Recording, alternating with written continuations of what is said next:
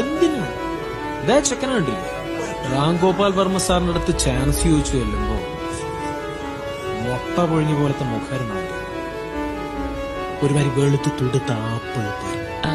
Varma sir പറഞ്ഞു ഇത് പറ്റില്ല, ഇതൊരു ഗുണ്ടാപ്പടാണെന്ന്. എന്നിട്ടോ ചെക്കൻ ആരോടും മിണ്ടാതെ അന്തേരിയിലെ ഒരു ഗുണ്ടാ കോളനിയിൽ പോയിട്ടൊന്ന് താമസിച്ചു. ഗുണ്ടകളുടെ ഇരിപ്പും കട്ടപ്പും നട്ടപ്പൊക്കെ അങ്ങോട്ട് പഠിച്ച് വെയിലൊക്കെ കൊണ്ട് കാലത്ത്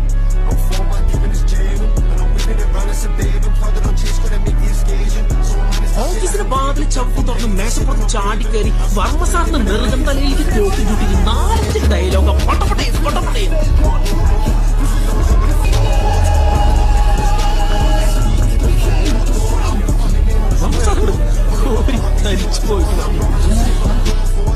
നീ തന്നെ നമ്മുടെ പടത്തിലെ ഹീറോ.